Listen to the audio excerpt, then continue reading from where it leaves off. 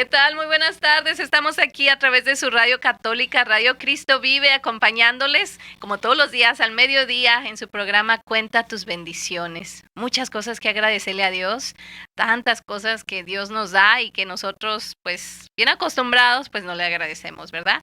Hasta por las cosas malas, recuerden que Dios ahí nos recuerda que Él es el de todo el poder, el que puede hacer la diferencia, que si nosotros nos refugiamos en Él, todo va a estar bien. Así que ahí en tus problemas del día de hoy, háblale. Recuerda que allí Él está siempre para ti y pues como siempre bendiciéndonos, a veces hasta por medio de ese problema. Así que a contar bendiciones, mi nombre es Erika Rodríguez y el día de hoy, oh my gosh, prepárense porque tengo invitados y ya saben que cuando hay invitados, la hora se nos pasa rapidísimo.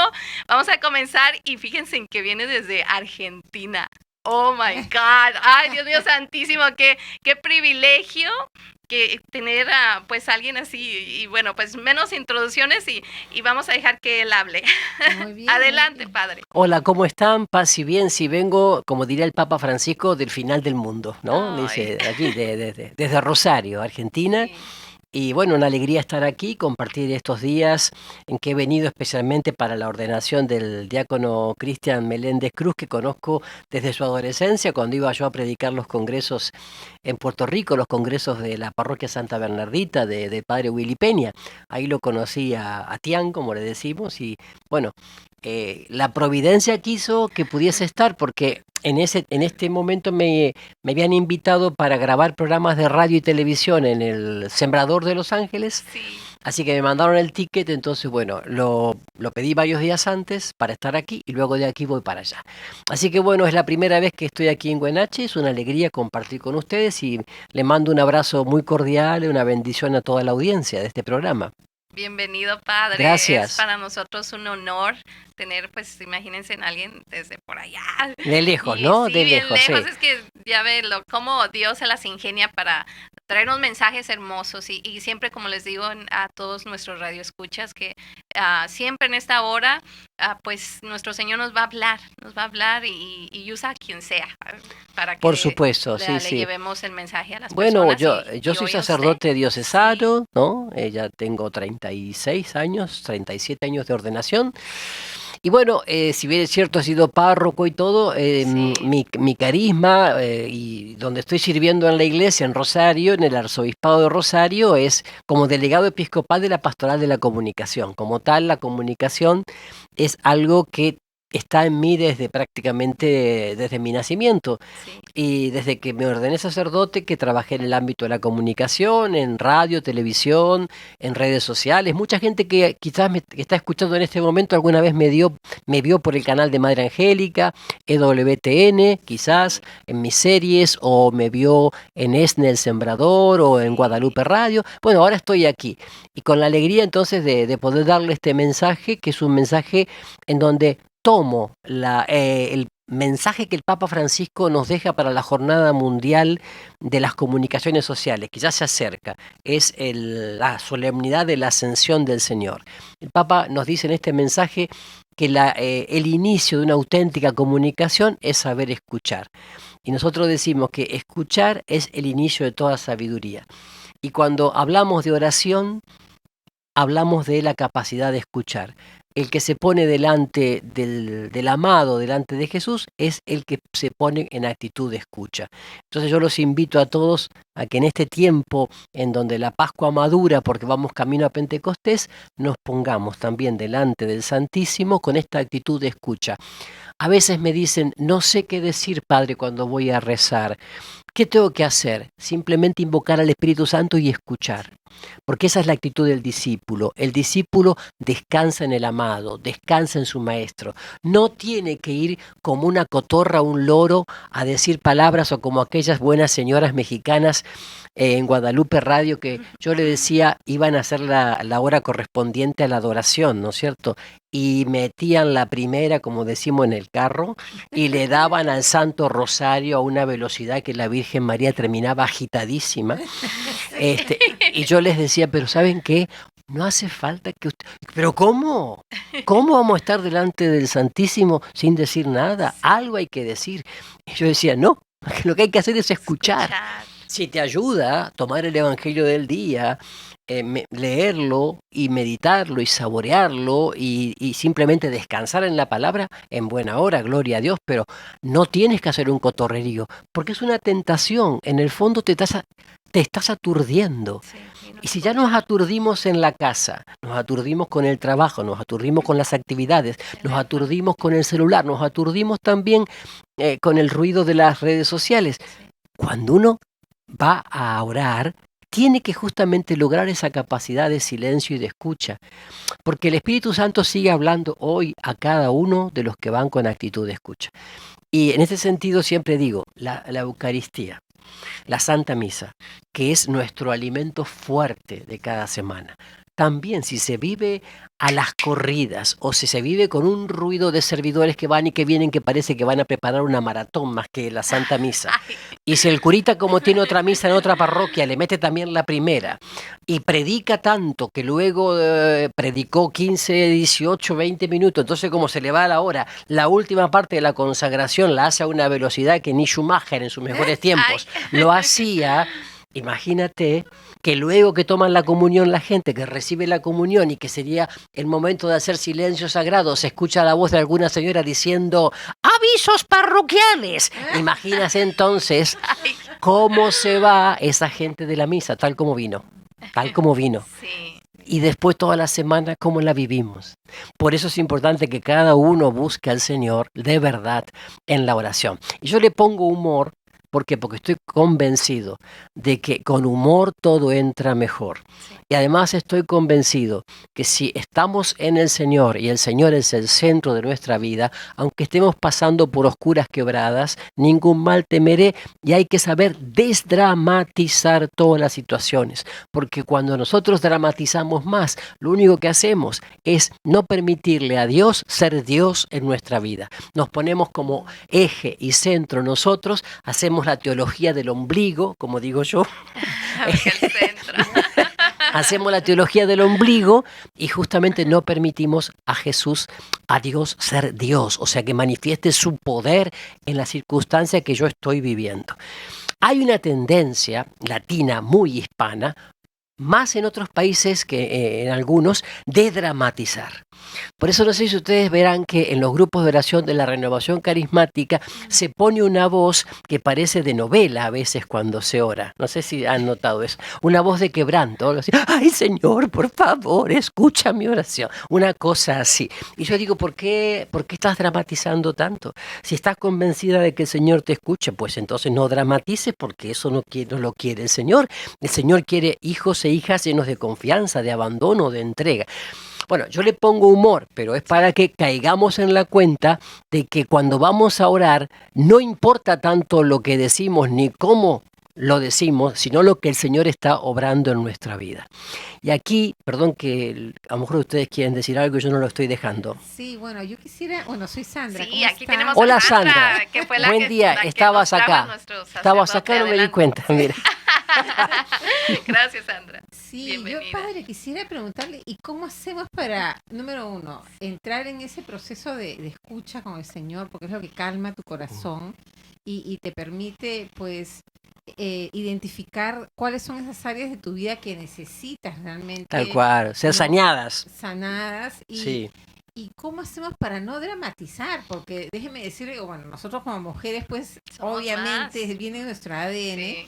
pero ¿cómo hacemos para no entrar en ese proceso de dramatización, ¿no? Del drama queen, como nos dicen, ¿no? Sí. de no agrandar, o sea, de no Sí. agrandar el tema de tal magnitud, ¿no es cierto? Que al final soy yo el que lo estoy agrandando y el Señor está Sí. golpeando la puerta como diciendo, si me dejas entrar te puedo dar una ayudita, pero hasta ahora no he podido.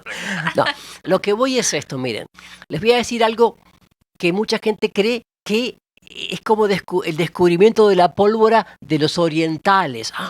Qué sé yo, tipo yoga, tipo New Age, nueva era.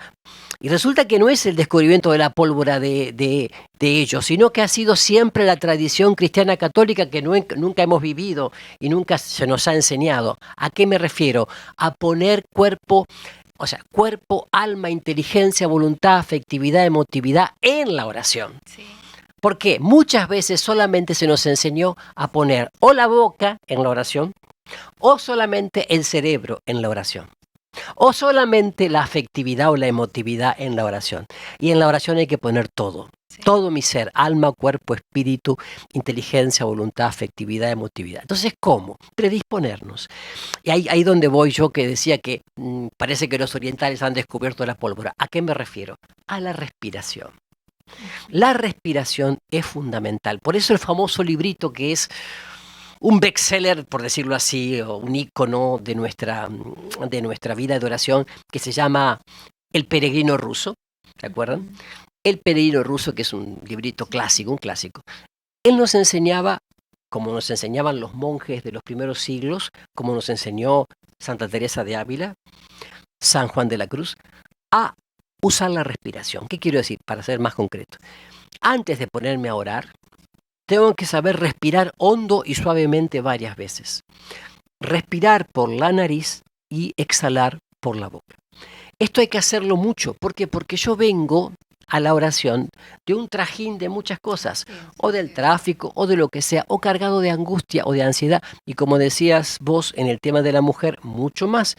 Porque sabemos que la mujer, a veces maneja los temas afectivos, emotivos más intensamente y es como que se nubla la parte racional y pierde objetividad, ¿verdad? No siempre, a veces también le pasa al varón, por supuesto. Entonces voy a esto, respirar hondo y suavemente.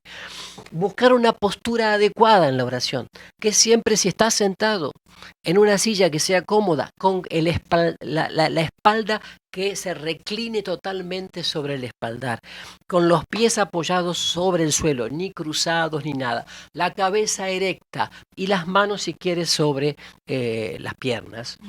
Pero ¿por qué digo eso? Porque de esa manera comienzas a respirar hondo y suavemente, respirando por la nariz, exhalando por la boca. Lo haces varias veces y ahí comienzas a invocar al Espíritu Santo. Y puedes hacerlo como quieres.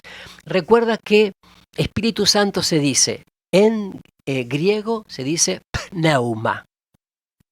En latín se dice spiritus. Y en hebreo o arameo, la lengua que hablaba Jesús, se dice ruach. Lo dije así ¿por qué?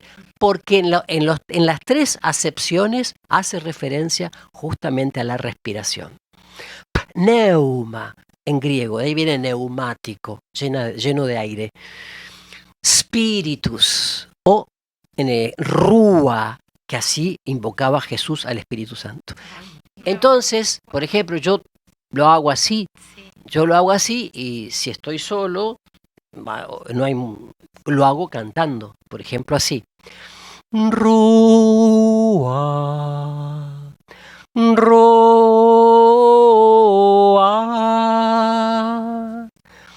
rúa, rúa. Y no tengo prisa, no tengo apuros. ¿Por qué digo esto? Porque si estoy invocando al Espíritu Santo, ya estoy orando. Y yo he tenido experiencias en retiros que yo fui con una plática, una conferencia, y comencé a hacer esta experiencia del Espíritu Santo y eran muchos. Y yo vi que había una unción tan grande, que seguí los 45 minutos con esa experiencia, porque yo dije, ¿de qué voy a dar una enseñanza si esta gente está viviendo un recogimiento? Se llama recogimiento infuso o infundido, cuando ese recogimiento viene por la presencia del Espíritu, y se llama recogimiento activo cuando es fruto ya de una experiencia de oración. Bien, entonces invoco... No, es que es hermoso. Entonces invoco al Espíritu Sí, Santo. Si no quieres decir rúa, simplemente di, ven Espíritu Santo, ven Espíritu Santo, ven Espíritu Santo, pero dilo sin apuro, sin prisa. ¿Por qué digo? Porque si estás respirando hondo y suavemente, varias veces, ya vas notando que todo tu ser se armoniza, se equilibra, se unifica. Y vas notando que la invocación al Espíritu Santo te va dando esa armonía necesaria para centrarte en el amado, para centrarte en Jesús. entonces te das cuenta que tu mente también va bajando los niveles de agitación. Tu imaginación puede estar como loca de la casa corriendo, pero atención, como pasan los carros o los camiones en la calle que está aquí a, no sé, a 500 metros, pero yo estoy aquí. Sí. Yo siempre le digo a la gente, no te asustes por la imaginación que sigue haciendo su tarea de la loca de la casa, como decía Teresa de Ávila. No te preocupes, tú sigues centrándote en Jesús, en el amado, en la invocación al Espíritu Santo, y si la imaginación sigue corriendo por acá, déjala correr. Y comienzas a pensar en lo que tienes que hacer, que tienes que ir a trabajar, que tienes que ir a buscar al niño a la escuela, tú tienes que decir, eso lo haré después, ahora estoy con el Maestro, estoy con el Señor. Y haces, es decir, tomas la distracción y lo pones en la oración. Nunca jamás debes reprimir la distracción. La distracción viene y la incorporas. Es que después tengo que hablar con mi hermano que tuve una discusión. Entonces, Señor, sabes que después tengo que hablar con mi hermano porque tuve una discusión. Entonces te pido, Señor, ya que lo bendigas, que lo llenes de Espíritu Santo y que a mí me predispongas para ser un canal de gracia. Tácate, ya la distracción en la oración. Voy a esta idea fundamental. Si yo invoco al Espíritu Santo y estoy experimentando en esa invocación al Espíritu Santo que tengo una efusión de Espíritu Santo, porque lo experimento en esa armonía, en esa unidad interior, en esa paz, en esa luminosidad interior, no hace falta que me desespere porque diga, pero yo vine con el texto del Evangelio de hoy y no lo voy a poder meditar porque claro, no, tranquilo, lo que viniste a hacer es hacer oración, no a cumplir un rito. Si la oración se está dando con la invocación del Espíritu Santo, gloria a Dios. Si te das cuenta que invocaste al Espíritu y que ahora sí estás como hambriento de la palabra, entonces buscas el texto del Evangelio del día que venías a meditar. ¿Para qué? Para hacer el eco de la palabra. O sea, lees el texto y ahí hay otra cosa importante. Si vas a orar con el Evangelio del día, no hace falta que hagas un estudio bíblico del Evangelio del día. Simplemente contempla y deja que esa palabra te interpele. A lo mejor una frase, a lo mejor una palabra, pero nada más. O si de repente es una imagen muy, muy llena de personajes, rostros, etcétera, pues, como dice San Ignacio de Loyola, visualiza esa imagen, visualiza esa escena con los personajes, con los rostros, con las voces, con el contexto donde se está dando y métete tú dentro de la escena y entonces estás haciendo oración con ese texto bíblico. Y el tiempo que voy a estar te lo va a dar también esa experiencia de haber orado y volver a respirar hondo y suavemente, dando gracias y abriendo los ojos si lo tenía cerrados, porque a mucha gente le ayuda a orar con los ojos cerrados, a otros no, y dar gracias y despacito salir. Pero siempre salir con esta sensación de la gratitud, que es fundamental, porque la persona que ha sido bendecida, es decir, que ha recibido el bien decir de Dios, tiene que ser agradecido. Porque ¿cuál es el signo de alguien que está ungido por el Señor? Es el signo de la gratuidad. Nuestra vida es toda y pura gratuidad. Y como somos hijos de la gratuidad, entonces en el corazón surge la gratitud. Y cuando en el corazón surge la gratitud, la oración que se hace es la oración de alabanza. Y cuando se da la oración de alabanza, uno se descentra. Ya no es el centro, el eje y el ombligo del mundo, sino que Jesús es el centro de su propia vida, de sus anhelos, sentimientos, proyectos, familia, trabajo, apostolado, etc. Y entonces la alabanza, aleja la queja, aleja el desánimo, aleja la tristeza, aleja el espíritu de derrota y lo pone a Jesús en el centro. La alabanza. ¿Y qué es la alabanza? La alabanza es reconocer en mi propia vida llena de fragilidad, limitación, imperfecciones y etcétera, etcétera, reconocer lo victorioso que es Dios y la obra que Él hace en mi vida y reconocer que a pesar de todo y con todo, Él quiere que yo sea un canal de su gracia, no una cisterna, un canal, es decir, que su amor pasa por mí y toca a los demás. No soy una cisterna que recoge y recoge dones, carismas, sino que simplemente soy un canal de su gracia. Y cada vez que me doy cuenta que soy un canal y un instrumento de su gracia, mi corazón se llena de alabanza. Por eso la alabanza se define por esta capacidad de piropear a Dios. Lo piropeo a Dios. Le digo, qué bueno eres, qué hermoso, qué maravilloso eres. Y por eso en el Evangelio tenemos 3 hermosos textos de alabanza. El cántico de Zacarías, el cántico de Simeón y sobre todo el cántico de la Virgen María, el Magnificat. Y yo a mucha gente le recomiendo, ya nosotros lo hacemos en la liturgia de las horas, ¿verdad? Pero a mucha gente le recomiendo que todos los días rece el Magnificat, el cántico de la Virgen María, y lo saboree. Hasta lo puedo hacer cantándolo. Mi alma canta la grandeza del Señor, ¿no? ¿Por qué? Porque en ella y por ella nosotros estamos alabando a Dios Padre, que en Jesucristo el Señor nos ha elegido, nos ha llamado hijos y nos favorece y nos envía. Y bueno, y entonces en María nos sentimos como identificados también, ¿verdad? Como ellos que son elegidos para una misión concreta, con un llamado concreto, con una misión concreta, pero sobre todo para ser discípulos de Jesucristo, el Hijo por excelencia del Padre. Así Qué que hermoso, mire, en todo lo que dijo es lo que siempre estamos tratando de inculcar en este programa sobre el agradecimiento, sobre siempre mirar el lado bueno, el positivismo, porque Dios nunca nos va a poner un pensamiento negativo. Eso tal no, cual. sí, entonces eso no viene de Dios. Y no sabes qué Sí. hermoso que es en el mundo concreto que nos toca vivir en estos días y siempre, ¿no? Sí, Siempre saber decir gracias al otro, sí. por favor, pero que surja del corazón, ¿no? El por favor, el gracias, porque en el fondo, a ver, quizás todos nosotros, si comenzamos a mirar nuestra vida, que a veces hay una tentación del mal espíritu de que uno esté siempre en el pasado, ¿verdad? Y María nos enseña a vivir siempre el presente, el ahora, el aquí, el momento presente, el kairos. Porque para Dios en realidad no hay ni pasado ni futuro. Dios es un eterno presente. Y la palabra presente la usamos también para hablar de un regalo, ¿verdad? Entonces justamente la gracia es un regalo. Y es gratuidad y se puede vivir si estoy viviendo el momento presente, el ahora, el aquí, el instante. Vuelvo. Hay una tentación de estar atado al pasado. Por ejemplo, yo le contaba, a veces en los retiros llamados de sanación interior, de la renovación carismática, a veces se hace demasiado hincapié en estar siempre revisando el pasado. Yo no digo que no haya que hacerlo, pero a ver, ¿cómo se hace?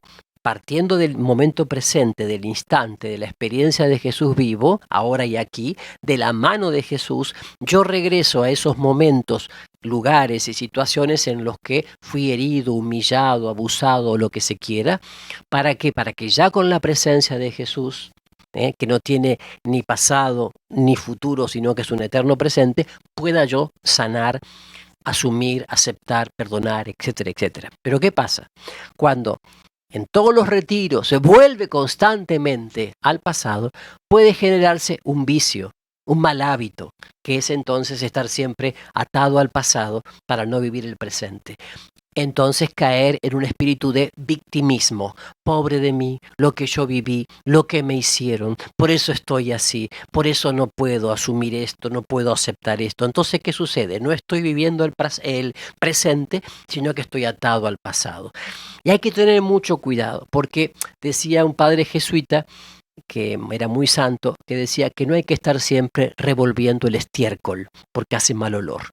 Es decir, uno tiene que entregar al Señor de verdad y de corazón el pasado, que ha sido sanado, que ha sido liberado, y vivir ya el presente para lanzarme hacia el futuro, que tampoco no es. Por eso vivir atado al futuro, lo único que hace es provocar ansiedad, angustia. Es fundamental trabajar esto en una sociedad que vive apurada, ajetreada, en donde la agenda, sea en papel o sea en el celular, va siempre como haciéndonos pensar que, a ver, hoy es viernes o es lunes, ya ni sé qué día es. Pero bueno, pero porque en realidad tengo tantas cosas que hacer que ya no sé.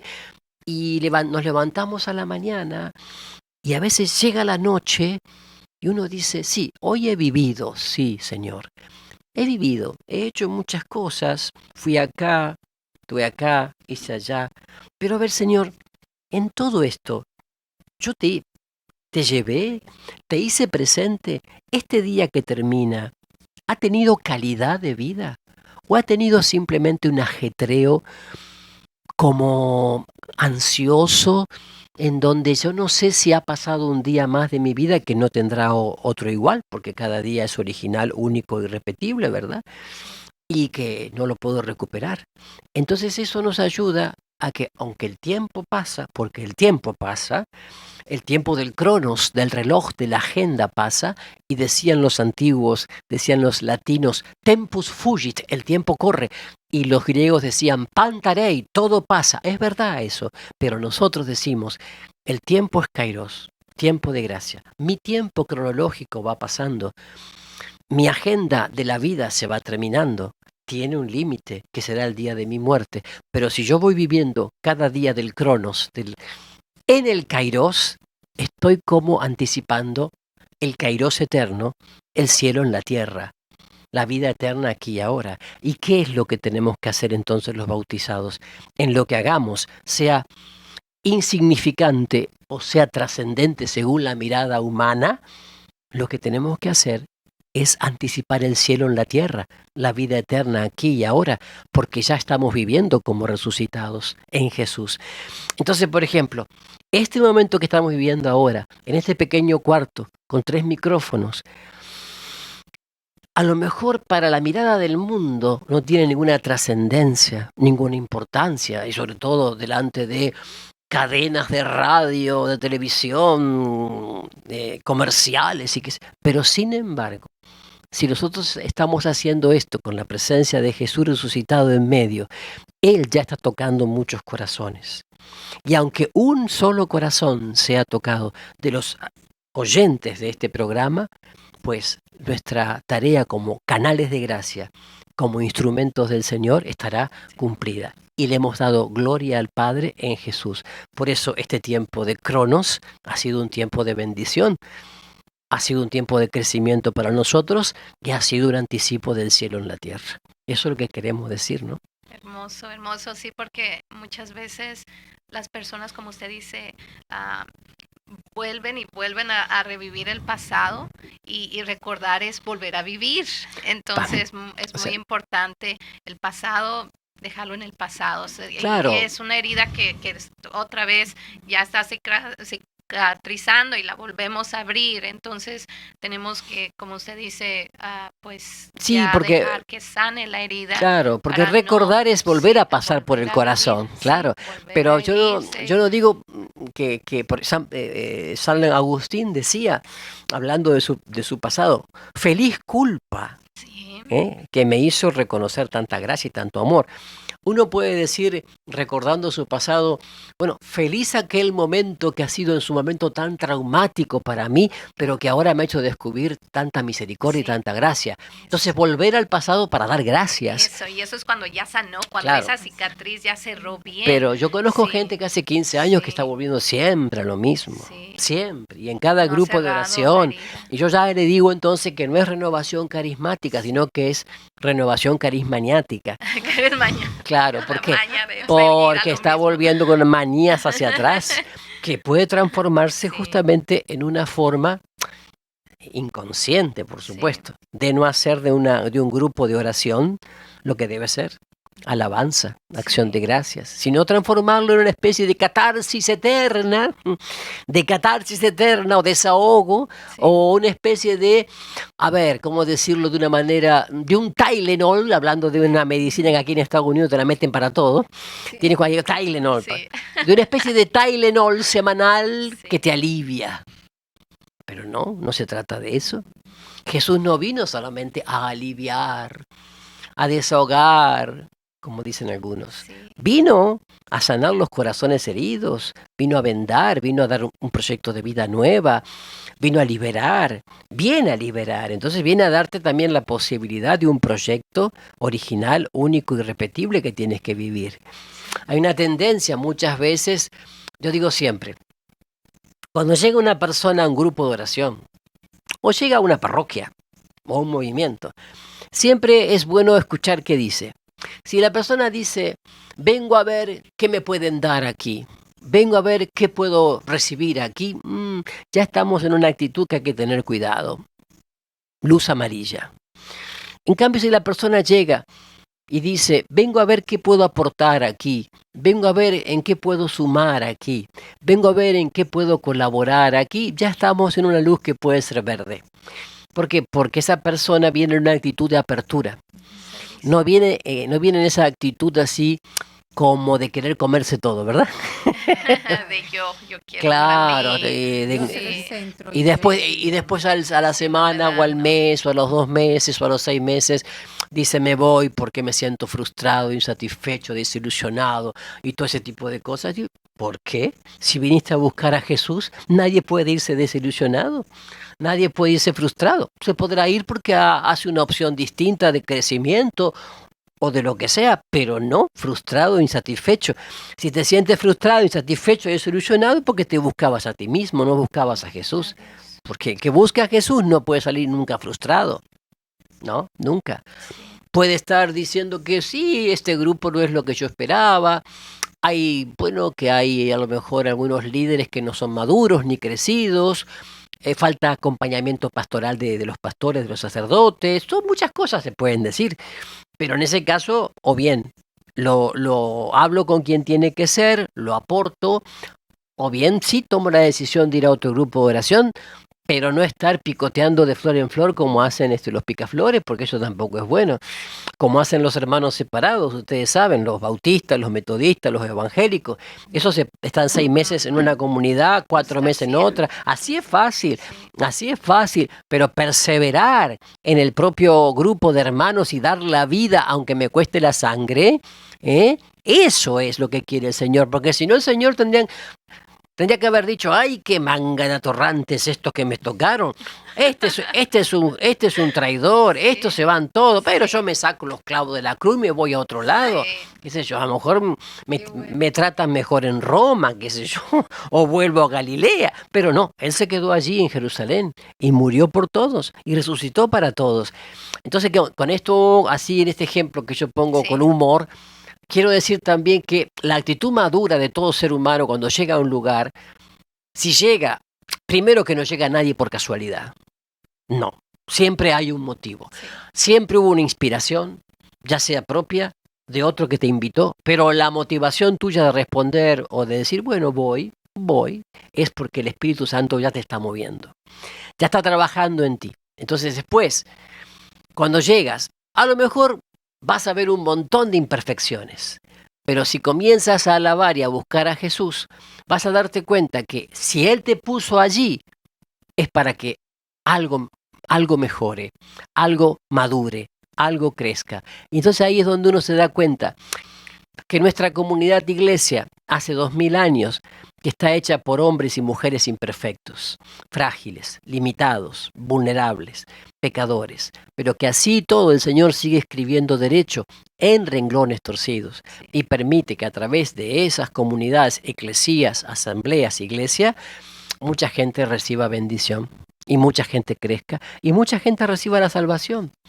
Por eso también es muy lindo tomar la oración del credo, ya sea el credo corto o el credo largo, el credo niceno-constantinopolitano o el credo corto, como se dice, y saborearlo cada día. Hace muy bien.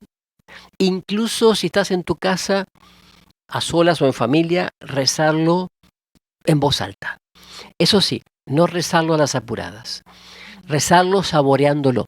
Dice María, nuestra madre, en un mensaje desde Medjugorje, María Reina de la Paz, dice que el rezo y la meditación del credo a diario, nos sana muchísimo. Además alimenta nuestra fe, nuestra esperanza y nuestra caridad, pero que nos sana mucho porque es como que proclamamos una fe con los labios y con el corazón.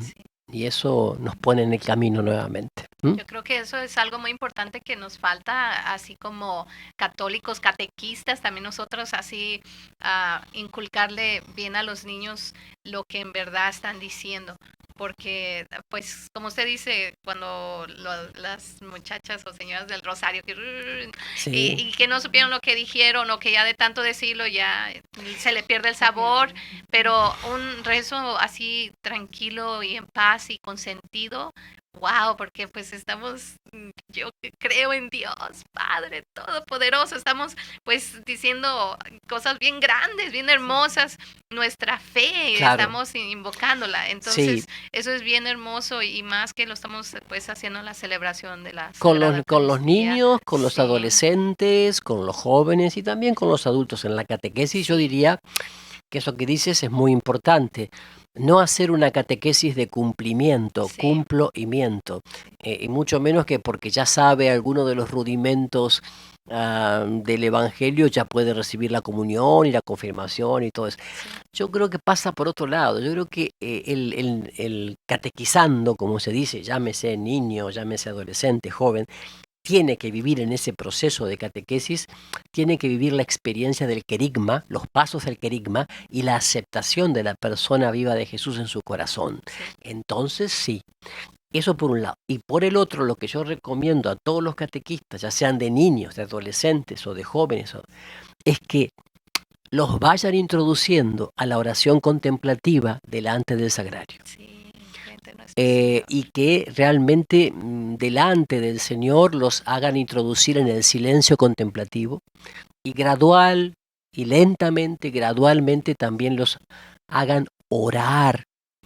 No solamente repetir fórmulas, Sí, que no está mal, pero no solamente repetir fórmulas de memoria, Padre Nuestro, Ave María, Gloria, sí, sino orar, orar delante del sagrario, orar delante del Santísimo, pero sobre todo introducción al silencio. sí, Yo he visto en mi experiencia de párroco, he tenido en mis 36 años, he tenido 3 parroquias distintas con prolongación de 12 años, que es el periodo que pide el derecho canónico, 6 más 6. He visto con asombro cómo los niños delante del sagrario se transforman, se serenan, se armonizan y van logrando este silencio, ¿no? sí, Porque si no, digo, ay no, me dice la catequista, usted no sabe lo que son mis chicos, son terribles. Bueno, pero hace el intento. Si el sí. Señor dice, dejen que los niños vengan a mí, probemos a ver qué pasa, Sí, ¿no? no, es hermoso. Yo sí he tenido la experiencia de llevarme a mis niños allí, ya sea cuando lo tenían, bueno, ahorita ya está nuevamente aquí en la capillita, a Sí, veces me lo llevaba allí a hacer pues contemplación, silencio, como usted dice, porque la verdad a mí es lo que más disfruto, claro. en los momentos en silencio frente a nuestro Señor, porque pues es su presencia, sentirla sin que me estén, como usted dice, bombardeando por donde quiera, perturbando mi conexión con Él, ¿no? Entonces, esos momentos de silencio frente a nuestro Señor, el Santísimo, Jesús Eucaristía, Tal cual. son hermosos Sí, y se lo, además, ¿sabes por y qué? sí, Porque mira, curiosamente usted ha notado que en los últimos años, ya hace bastante, ¿no? Nuestra gente bautizada católica, con primera comunión, sí, confirmación, muchos exalumnos de colegios católicos, uno los ve y dice, ¿dónde está? Andan por la New Age, la nueva era, sí, andan por los grupos esotéricos, el pensamiento mágico, andan también por el tema de la meditación, como le dicen ahora, ley de atracción, pero no es la sí, todo meditación eso, cristiana, sino la meditación que tiene que ver con el yoga, etcétera. Y que en el fondo uno dice, ¿y eso por qué? Y sí, efectivamente porque nosotros no hemos sabido, no hemos podido o no hemos querido enseñarle la experiencia de encuentro con Jesús sí, desde niño en sí, los colegios católicos o en las parroquias o en los movimientos. Entonces, lamentablemente, al no tener una experiencia así, la gente te dice, lo que pasa es que yo encontré paz allí. Claro, una paz que se parece a la paz de los cementerios, ¿verdad? sí, Una paz, claro, una paz sí, donde nadie me molesta porque están todos muertos, o sea, sí, porque la sí, paz del nirvana, la paz del nirvana, la paz del budismo, es una paz donde uno corta con todo lo que en el exterior pueda ser perturbante. Entonces esa es una paz de los cementerios, porque no es la paz de Jesús, ¿verdad? Es una paz que no me involucra con nada ni con nadie para no perder la tranquilidad. Es una paz además muy subjetiva, muy metida hacia adentro, donde lo que importa es el yo. Bien, eso es otra cuestión. Pero a lo que voy es por qué. Y porque no sea, imagínense, no están mal las devociones, no están mal, pero nuestro pueblo católico latinoamericano está plagado de devociones y a veces exageradamente, un devocionismo espantoso, terrible, a veces sin querer queriendo, como dice el Chavo, fomentado por los mismos sacerdotes para reunir gente. Entonces, que hoy traje la pluma del ala derecha del ángel Gabriel, que mañana me traje la uña que era de San Pantaleón, que pasado mañana viene no sé de dónde la astilla de la cruz de no sé qué. Entonces, cuidado, porque estamos anunciando a Jesucristo, ¿o no? Que ahora viene la advocación de la Virgen de no sé qué. Está bien, pero se anuncia a Jesucristo en ese evento. Porque la idea de que la Madre convoque al pueblo de Dios es para que se anuncie a su Hijo Jesucristo. No es una cuestión mariocéntrica, tiene que ser una cuestión cristocéntrica. Y cuidado nosotros, porque a veces sin querer queriendo, digo, a sacerdotes y servidores, ¡ay! Vinieron como 1000 personas, vinieron como 2000 personas, pero sí, también van a escuchar a un cantante o no. Pero digo, se anunció a Jesucristo, se hizo el querigma. Eso es importante. Creo que a veces nuestra gente está tan plagada de devocionismos que esos devocionismos después los llevan al pensamiento mágico y a la superstición. Entonces tenemos que volver a usar las devociones o lo que se llama la piedad popular o lo que se llama la religiosidad popular para encauzar a las personas a Jesucristo, a la experiencia de Jesús vivo y a los sacramentos que son signos eficaces que nos transmiten y nos comunican y nos dan la gracia de Dios para vivir en iglesia, en comunidad. Me parece que esto es fundamental y lo digo con conocimiento, porque he recorrido todos los países de América Latina y muchos estados de aquí de Estados Unidos donde hay comunidades hispanas y qué sé yo, y he visto eso. Y también he visto que algunos sacerdotes, una de dos, o que han nacido aquí, o bien que son de allá, de algún país de allá, pero que ya están aquí y ya se acostumbraron con la mentalidad de aquí. Bueno, para hacerlo así más simple, están como más perdidos que Adán en el Día de la Madre. O sea, digo, dejan hacer, esta cuestión así como media administrativa, burocrática, no tanto pastoral, y el pueblo se va perdiendo. Sí. Eso es lo que yo digo, ¿no? O sea, retomar la religiosidad popular, retomar lo que se llama la piedad popular, las devociones, pero encausadas a Jesucristo, con un fuerte aterrizaje bíblico, con cursos bíblicos que sean accesibles, no algunos cursos bíblicos que se dan en algunas diócesis en donde vienen los pobres laicos que me ha tocado, mexicanos y pobres que apenas tenían algunos grados de la escuela primaria y le salió el catequista que le dio la clase de Biblia haciéndole una interpretación del Génesis que era innecesaria, tirada de los pelos, y que a lo mejor era para una academia de biblistas que están en Nueva York o están en París o están en Tierra Santa. Hay que saber ubicarnos. Claro. Estamos hablando a gente sencilla. Hagamos catequesis bíblica, pero hagámosla bien, en profundidad, pero sin entrar a discutir las corrientes bíblicas. ¿Qué le interesa a esta pobre gente lo que quiere rezar con la Biblia? Bien, a veces creo que no hay claro los objetivos y hacia dónde por falta de conocimiento de lo que es nuestro pueblo hispano. Digo, por eso, retomando y cerrando este tema, es fundamental, como decíamos antes, que en la catequesis, ya sea de niños, adolescentes, jóvenes, adultos, se dé una experiencia de encuentro con la persona viva de Jesús delante del sagrario. Porque ¿qué define una catequesis? La catequesis se define por el anuncio de la persona viva de Jesús, no tanto el anuncio de contenidos doctrinales. No es una doctrina. Es horrible esa palabra, adoctrinamiento. Es horrible. horrible, porque nuestra fe no es una doctrina, no es una moral, no es puramente, un rito. Nuestra fe es fundamentalmente el encuentro con la persona viva de Jesús. Eso es hermoso porque yo confieso que yo no conocía a Jesús Eucaristía hasta apenas hace unos años, cuando que vine aquí a un retiro, ¿no? Y yo estuve en grupo juvenil aquí por años, crecí en la iglesia, yendo siempre a misa desde niña y todo, pero no sabía que era Jesús Eucaristía. Tuve mi primera comunión, todo, y cuando en los retiros que tuvimos aquí de jóvenes, que yo asistía, miraba cómo entraban con Jesús Eucaristía, y yo, ¿por qué hacen eso con ese adorno? Era siempre mi opinión, una joven que pues nadie me explicó nunca nada, ¿no? Iba siempre a la capillita de San José a orar, porque me gustaba la soledad, y yo siempre miraba la cruz y decía, ¿por qué no ponen la cruz en medio en lugar de ese adorno, no? Pero me encantaba porque sentía allí paz, sabía que ahí estaba Dios, Claro. Pero no conocía a Jesús Eucaristía. Entonces, en mis pláticas aquí con los papás de niños, porque me toca ayudar a veces con las pláticas de los papás, eso es algo que les pregunto, si han venido, si lo conocen. Muchos no lo conocen y son papás católicos que vienen a la iglesia. Los niños, pues mucho menos, ¿no?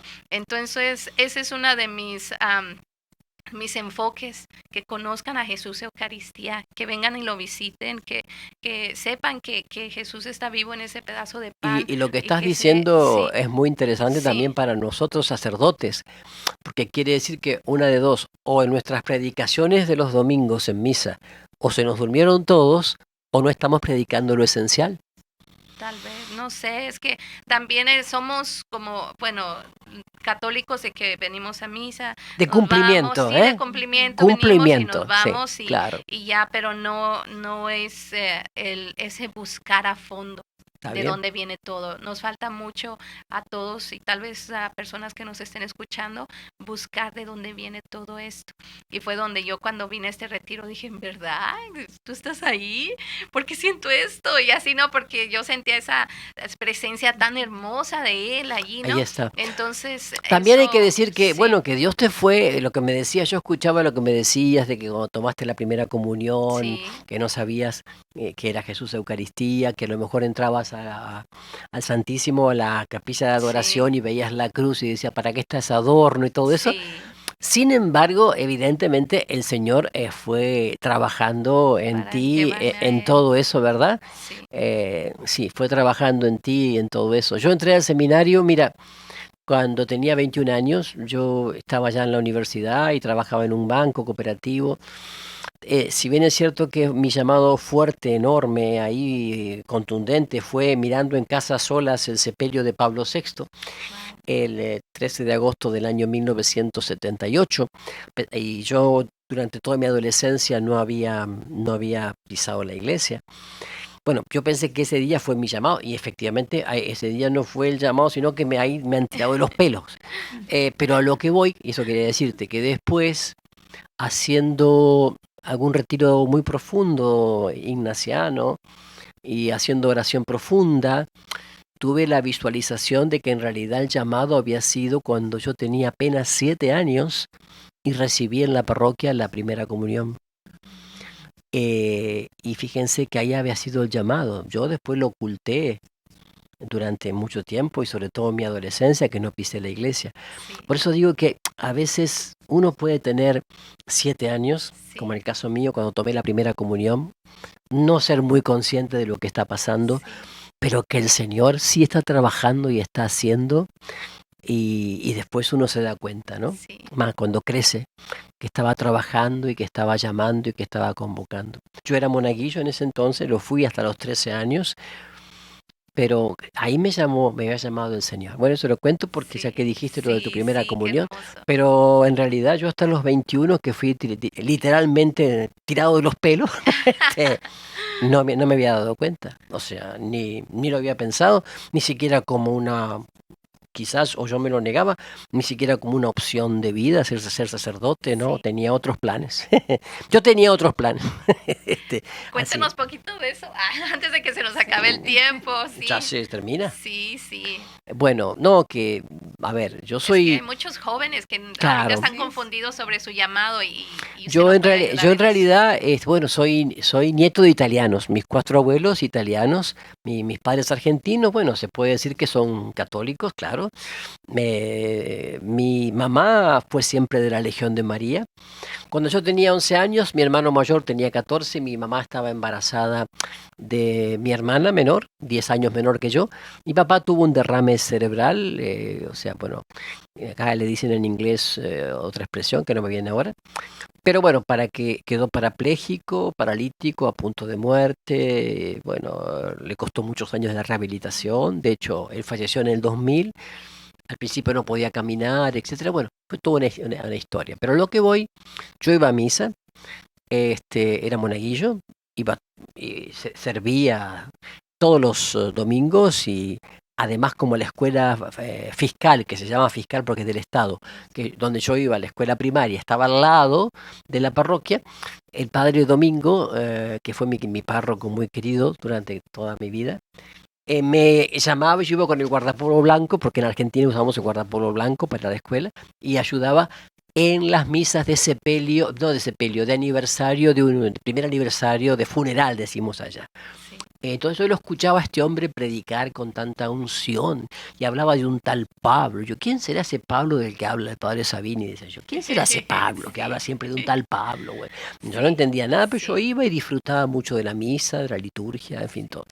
Pero a los 13 años, cuando comienzo la escuela secundaria, que se llama en Argentina, en el Colegio Nacional Normal, también un colegio laico, o sea, no religioso, me voy alejando. Mi mamá me decía, qué pena que no, me alejé, no fui más a misa. Sin embargo, mi adolescencia fue difícil,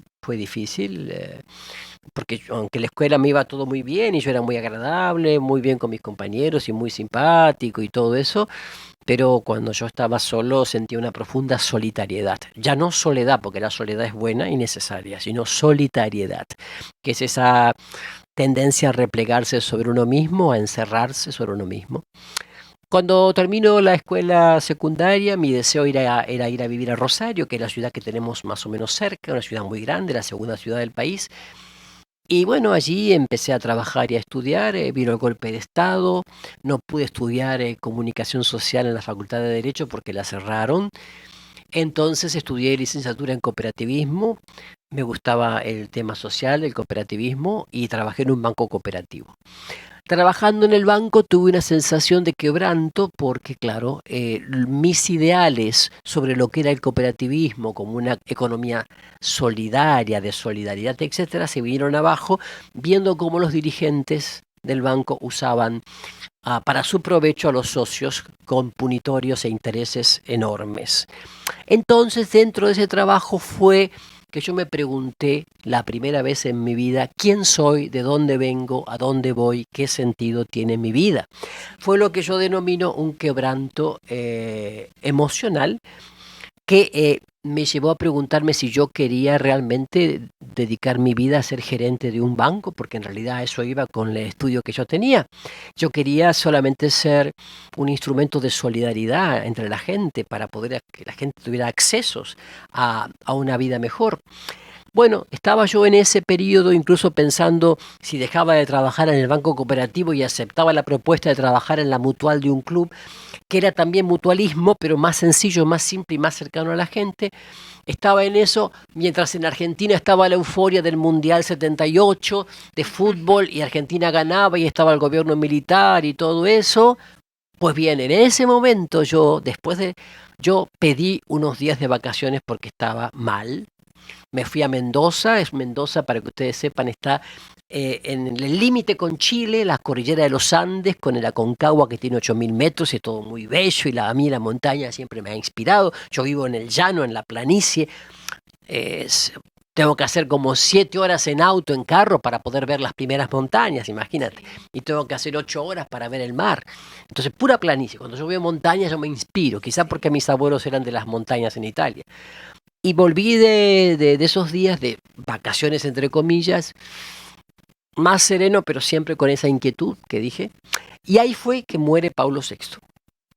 Pablo VI para mí sí era el Papa. Yo lo admiraba de lejos porque como yo no participaba en la vida de la iglesia y era cuestionador de muchas cosas, porque siempre fui bastante pensante y leía mucho los medios de comunicación y todo. Pero resulta que estando solo ese día 13 de agosto en casa mirando en directo el sepelio por televisión, qué curioso, delante de un medio de comunicación me llamó el Señor. Y veo el sepelio y veo la vara, la caja, muy de madera, muy simple, con el evangelio abierto que se volaba. Yo los detalles, eso es típico de mí, ¿no? Los detalles, se volaban las hojas del evangelio. Levantan la vara, la gente que saludaba con los pañuelos, al Papa Montini, a quien yo admiraba mucho por su austeridad, ¿no? por su sencillez, más que por eso nada más, porque no había leído ningún mensaje de él, ni encíclica, nada. Y sentí las campanas y todo. Bueno, en ese momento yo sentí, ahora puedo decir que fue una irrupción del Espíritu Santo muy fuerte en mí. En ese momento sentí que me puse a llorar, que sentí un calor abrasador y sentí deseos de ser como Pablo VI. Pero no Papa, no, yo quería ser como Pablo VI. Entonces yo al día siguiente estaba mal, perdido. ¿Pero qué pasa? ¿Qué pasó, Rubén? ¿Qué es esto? Porque era un fuego devorador dentro mío y que no se pasaba y no se pasaba. Y yo decía, ya se me va a pasar. No. Entonces agarré y acepté cambiar de trabajo. Entonces dejé el banco cooperativo ante el asombro de todos mis amigos que estaba dejando un trabajo tan bueno para ir a la Mutual, para estar más tranquilo. Digo, será el trabajo, dije yo. Pero no, la cosa seguía. Entonces un día que no aguantaba más fui a hablar con el padre Sabini, pero nos pusimos a hablar de fútbol, del mundial, porque yo no me animaba, yo no me animaba a hablar de lo mío, y así pasó. Pero al mes tuve que volver, y otra vez volví, y como que yo le daba para una vuelta y para la otra, y entonces en un momento dado él me dice, a ver Rubén, me dice, a ver, vos querés ser sacerdote, él me dice, Sí. porque se dio cuenta que es algo. Y entonces le digo, pero padre, ¿cómo me puede llamar a mí el Señor si usted sabe mejor que yo agata? O sea, agata quiere decir que apenas empecé hace 2 años, volví de nuevo a misa porque en Rosario había tenido un domingo a la tarde una experiencia de solitariedad y vi una parroquia abierta, entré, me arrodillé, me puse a llorar y a partir de ese momento me di cuenta que Jesús nunca me había abandonado y volví a ir a misa. Y digo, pero padre, usted sabe que yo lo único que sé que voy a misa y nada más, no pertenezco a ningún grupo de oración, ni grupo de jóvenes, ni nada. ¿Cómo me puede llamar el Señor a mí? Yo le reclamaba al padre, a mi párroco. Y él me contestó con una frase muy bíblica. El Señor llama a quien quiere, cuando quiere y como quiere. Y resulta que le digo al padre, ¿sabe qué? Yo tengo la imagen de un seminario, como tienen las películas o las novelas, o sea, un lugar oscuro, lúgubre, pero así todo quiero ir, padre. Entonces me dice, te voy a llevar al seminario, que está ahí en Rosario, bueno, en las afueras de Rosario, y es un lugar hermoso de 40 hectáreas al lado del río Paraná, con un edificio lleno de luz, donde estudió también él. Y entonces, bueno, eso era noviembre del 78 ya, Sí. y yo en marzo del 79, el 13 de marzo, yo ingreso al seminario San Carlos Borromeo de Rosario, y esa noche que dormía allí, experimenté una sensación de este es mi lugar, ¿no? Imagínate, yo venía ya de la facultad, del trabajo, no había introductorio en aquel entonces, no había propedéutico, así que entré derecho a filosofía, 3 años de filosofía, 4 de teología. Menos mal que había un diácono muy bueno al lado mío que me fue enseñando cómo se rezaban laudes o vísperas, y el director espiritual de a poquito me fue enseñando cómo se hacía meditación, porque yo no tenía ni idea. Yo entré así cual tabula rasa, y por eso digo que el Señor sabe hacer las cosas. Y bueno, esa es un poco la historia. Y fui ordenado sacerdote. Quise ser ordenado en fechas marianas.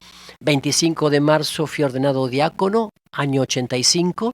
21 de noviembre de la presentación del Señor fui ordenado presbítero.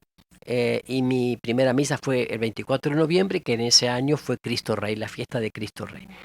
Fue en el año 85. Y eso es más o menos en síntesis porque veo que Sí, ya se estamos nos está acabando. Muchísimas gracias. El tiempo voló, como les digo, Sí. pero ojalá regrese nuevamente. Voló por United. Sí. Muchísimas gracias, Padre. Bueno, a ustedes y a toda la Te audiencia, enseño mucho. mi saludo y bueno, también mi bendición, Y que el nos Señor... sigan en Sí. página de Ah, Facebook. también, si quieren, yo los invito a que ustedes busquen en YouTube, mi canal de YouTube, Rubén Francisco Bellante. Rubén Francisco Bellante, también estoy en Facebook, Rubén Francisco Bellante, en Instagram, RF Bellante, y en Twitter. Así. Oh, wow, está Eh, súper Muy padre. social. Así que bueno, que el Señor los bendiga y los guarde a través del corazón inmaculado de María, en el nombre del Padre, del Hijo y del Espíritu Santo. Amén. Amén. Paz y bien para Bendiciones. todos. Gracias. Gracias.